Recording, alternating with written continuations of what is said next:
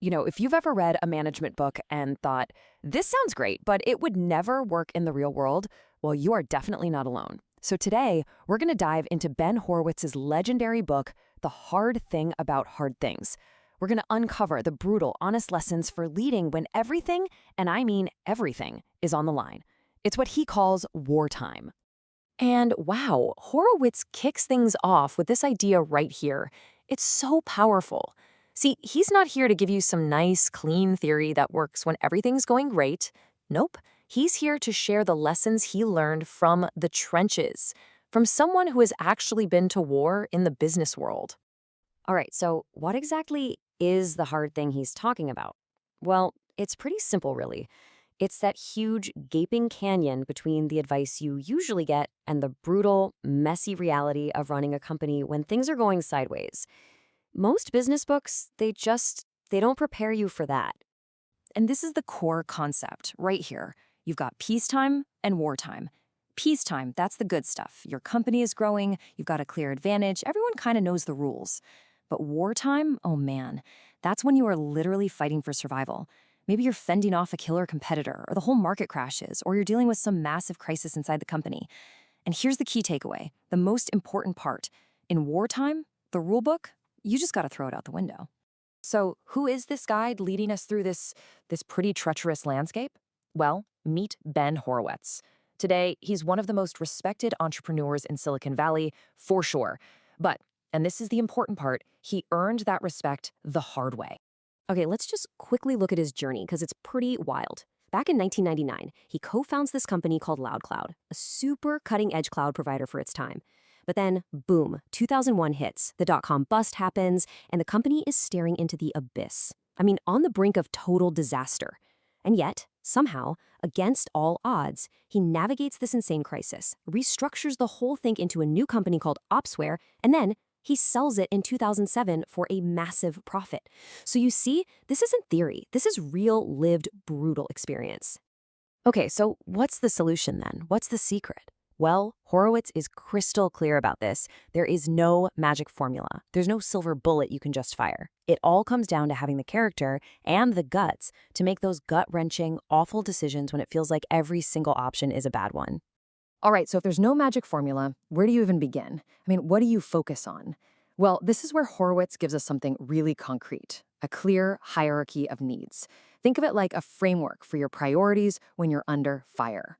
And here it is. People, product, profit, in that exact order. It sounds simple, but it's actually really profound. Your people always come first. Why? Just think about it. Unhappy, unmotivated, scared people, they can't and they won't build a great product. It's impossible. And if you don't have a great product, well, you can forget about seeing any kind of sustainable profits. It's a chain reaction, and it always, always starts with your team. So let's talk about that middle part, the product. What does a great product actually look like? Well, Horowitz gives us a number to shoot for. 10x. That's right, 10 times. Especially in the tech world, he says, to really compete and actually win, your product can't just be a little bit better. No, it has to be 10 times better than what the competition is offering. It's a super high bar, for sure, but he argues it's the only one that matters. Now, you don't just magically build a 10x product, right? It takes a very specific kind of leadership. And this is what's so great about the book. It brings us to the super practical side of his advice. He doesn't just float around with high-level philosophy. He gives you a concrete, actionable playbook for how to lead your team day in and day out. So here's what his playbook looks like. First, it all starts with who you bring onto the bus. You've got to hire for shared ambition and a real focus on the team. Then it's about the system you build around them. You need clear, stable policies, and this is key, unbiased tools for evaluation so things are fair. And finally, it's about growth. You have to promote people based on their fit for the new role, not just as a pat on the back. And what holds this all together? Constant, brutally honest communication and just a relentless investment in training your people. And this point about promotions is so, so important. I mean, we've all seen this happen, right? The classic mistake, you take your absolute best programmer, and as a reward, you make them a manager. But wait, programming and managing are two totally different skill sets. You might actually be setting up your star employee for complete failure. The right way is to promote someone into a role that truly, genuinely matches their skills and what they love to do. That's how you protect both your employee and the company. And see, this ties right back to that people first idea. Especially when things get really tough, like, say, during layoffs, brutal honesty is your single greatest tool. Trying to sugarcoat bad news, all that does is destroy trust. It's going to be painful. There's no way around it. But being direct and honest, that's how you rally the people who are left to weather the storm right alongside you. So, okay, after wading through all of these hard things, what's the ultimate lesson here? What's the one thing you really need to take away? It really just boils down to this. When your back is against the wall, real leadership isn't about some complex strategy on a spreadsheet or clever financial engineering. Nope. It's about basic, fundamental human qualities.